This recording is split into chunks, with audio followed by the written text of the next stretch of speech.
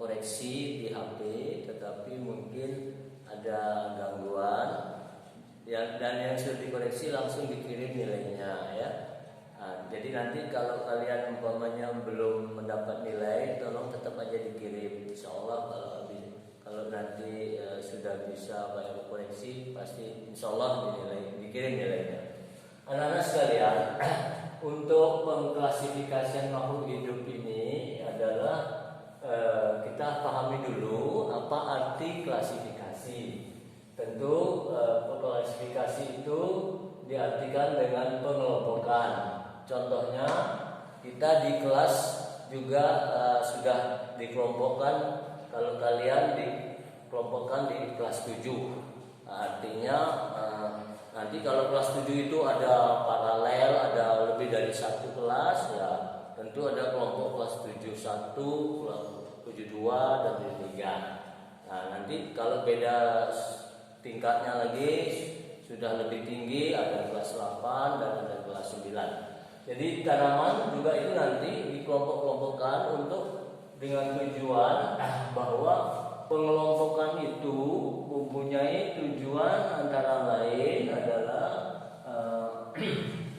bagaimana kita bisa mengenal ciri-cirinya, mudah mengenal ciri-cirinya. Kemudian kita juga mudah untuk mengenal kekerabatannya dan juga mengenal evolusinya. Yang dimaksud evolusi itu adalah perubahan dari bentuk tumbuh-tumbuhan yang sederhana menjadi tumbuh-tumbuhan yang lebih sempurna atau lebih kompleks ya. Begitu juga hewan, dari hewan yang sederhana menjadi hewan yang lebih sempurna atau lebih kompleks. Nah, jadi itu salah satu beberapa manfaat daripada klasifikasi. Nah, kita akan mulai dengan yang bagian yang pertama, berjudul klasifikasi, dikotomi dan kunci determinasi. Anak-anak, yang dimaksud dikotomi atau dikotom itu artinya adalah pengklasifikasian dengan menggunakan dua nama. Nanti kita akan mengenal nama yang istilah dua nama itu disebut binomium nomenklatur. Nah, bi itu artinya dua, nomium itu tentu nama ya. Nomenklatur ini penomoran tentang tumbuh-tumbuhan atau hewan gitu juga ya. Nah, baik, contohnya apa? Contohnya padi. Padi itu diberi nama Oryza sativa. Ya. Jadi nama Latin dari padi itu adalah Oryza sativa. Nah, ini di sini kita lihat ada dua kata, ada dua kata. Pertama kata Oryza, yang kedua kata sativa. Kata Oryza itu menunjukkan genus ya atau marga nantinya. Kemudian kata sativa itu menunjukkan spesiesnya. Jadi nanti kalau ditanya apa nama spesies daripada padi dalam bahasa Latin disebut Oryza sativa. Jadi kita katakan ini nama spesies, tapi di sini ada genusnya, ada spesiesnya. Nah, itu anak-anak sekalian. Baik, kita lanjutkan anak-anak sekalian. Setiap makhluk hidup itu tumbuhan maupun hewan itu mempunyai urutan atau klasifikasi yang disebut dengan takson. Nah, di dalam takson untuk tumbuhan dan hewan hampir semuanya mirip, tapi ada juga yang beda. Jadi bagian pertama yang paling tinggi itu disebut kingdom atau regnum. Kalau kita Indonesiakan itu berarti kerajaan atau dunia. Nah, sama itu ya. Baik tumbuhan maupun hewan sama. Kemudian di bawah daripada kingdom itu pada tumbuhan namanya divisio, tetapi pada hewan namanya phylum. Nah, di sini ada beda memang ya. Dan phylum itu bisa diartikan ya sama dalam bahasa Indonesia ini divisi dan phylum atau phylum ya.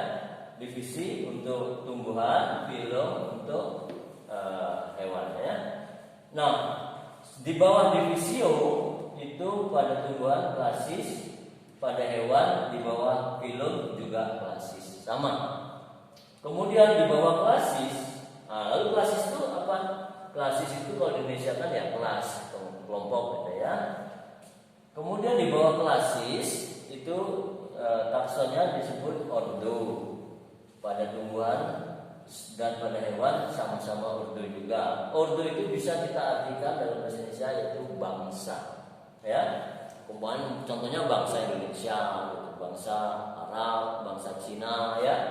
Nanti bangsa itu kita lihat apa di bawah bangsa itu. Nah, pada tumbuhan itu disebut familia, pada hewan juga familia. Di bawah bangsa itu apa, anak-anak? Nah, tentu ada suku, ya, umpamanya suku Jawa, suku Madura, ya. Nah, jadi bangsa itu disusun oleh suku. Nanti ordo baik hewan dan tumbuhan disebut oleh familia. Di bawah familia itu apa? Itu yang disebut dengan genus. Di tumbuhan dan hewan sama. Dalam bahasa Indonesia disebut marga. Contohnya suku Batak ada marga Sitompul, ya. Kalau suku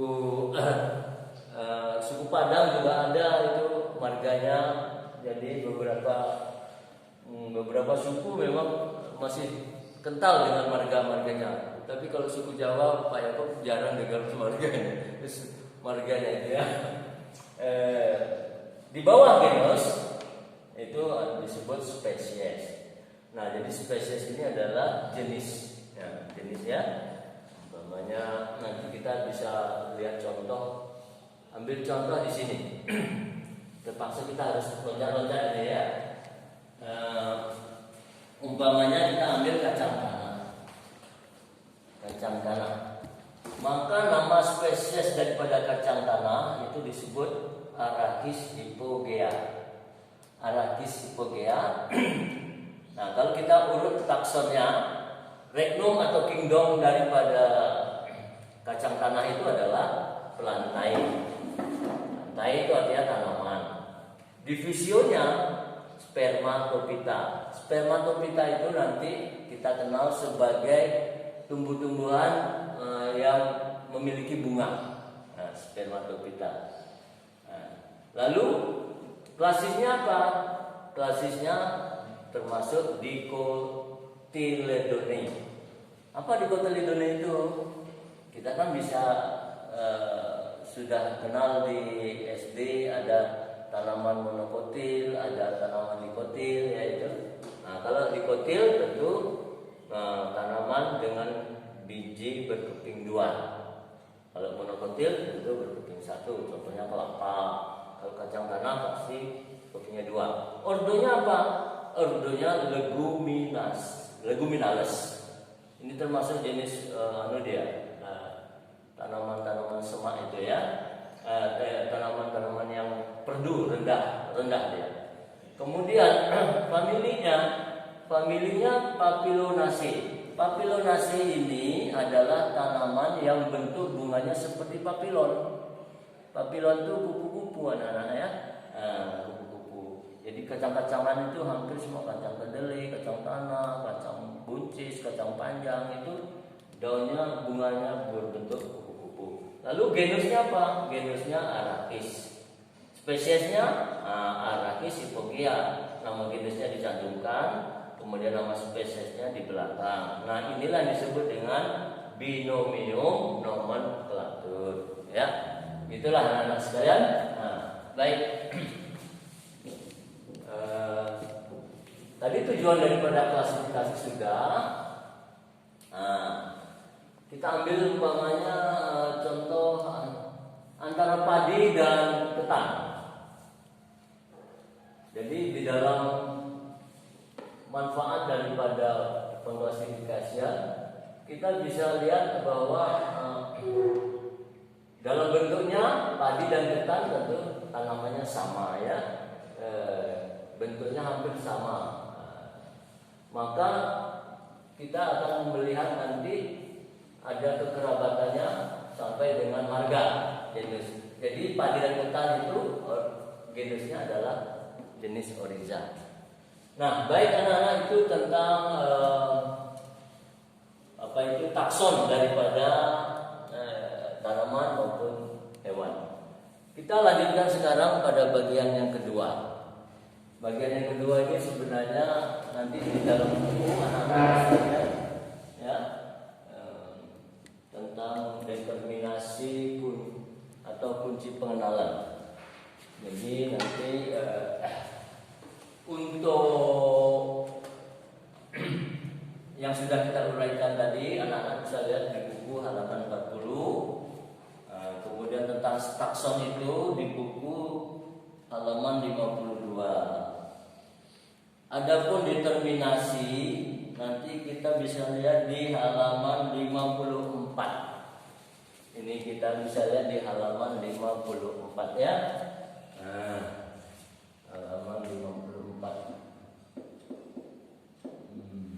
Nah, anak-anak sekalian, untuk mengetahui takson atau urutan klasifikasi suatu organisme tumbuh-tumbuhan ataupun hewan, kita dibantu dengan alat yang disebut kunci determinasi. Nah, lalu apa artinya kunci determinasi? Adalah kunci pengenalan.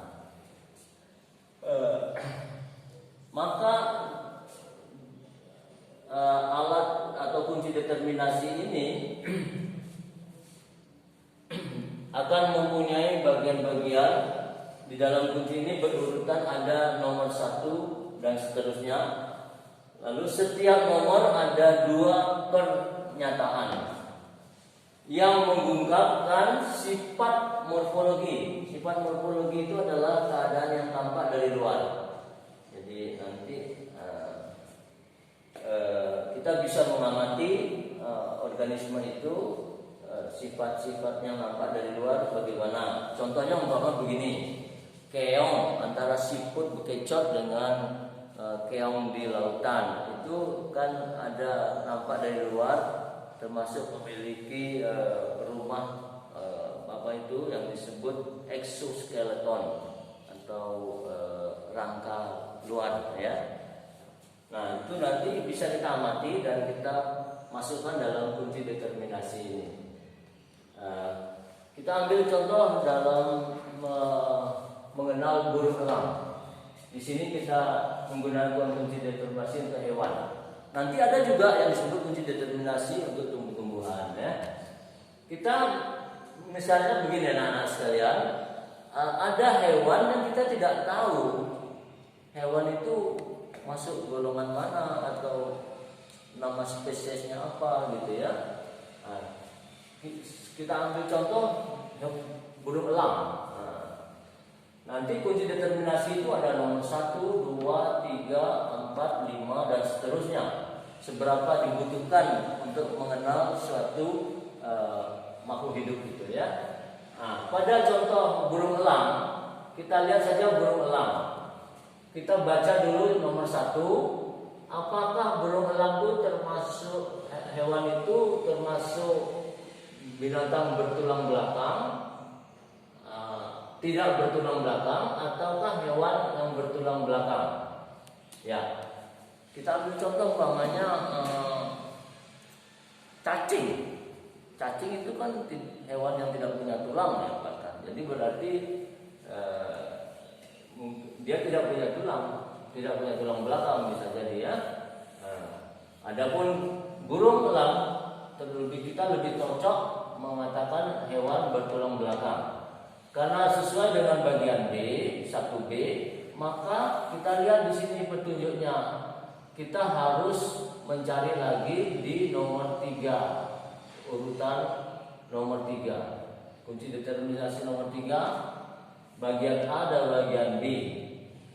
Yaitu A-nya tubuh ditutupi oleh rambut, B tubuh ditutupi oleh bulu. Tentu kalau burung elang lebih tepat 3B, ya kan? Jadi kalau 3A itu ya mungkin sapi, kuda gitu ya, atau binatang-binatang mawar dia biasanya ditutupi oleh rambut. Tapi kalau jenis burung ditutupi oleh bulu. Nah, berarti untuk burung itu cocok di 3B. Kita lihat lagi, disuruh untuk melanjutkan ke nomor 5. Nomor 5 dalam kunci determinasi bagian A disebut paruhnya berbentuk pendek dan kecil. Bagian B, paruhnya berbentuk runcing dan bengkok. Kalau umpamanya paruh dan bentuknya pendek dan kecil, itu contohnya ayam, ya. Tapi kita lihat burung itu ternyata paruhnya runcing dan bengkok. Nah, berarti burung elang. Identitasnya adalah burung elang. Nah, anak-anak sekalian, kalau seandainya kita ambil binatang lain, ya, binatang lain, dari kita ambil binatang lain lah, ya. Ternyata binatang itu termasuk bertulang belakang. Oke, kita lanjutkan ke nomor 3. Nomor 3 ternyata tubuhnya bukan ditutupi oleh bulu, tapi ditutupi oleh rambut. Kita lanjutkan nomor 4. Nomor 4 kita lihat apakah dia pemakan daging atau pemakan rumput. Ternyata pemakan daging. Maka kalau begitu hewan yang kita identifikasi itu bernama harimau. Bagaimana kalau hewan yang kita identifikasi itu bukan harimau?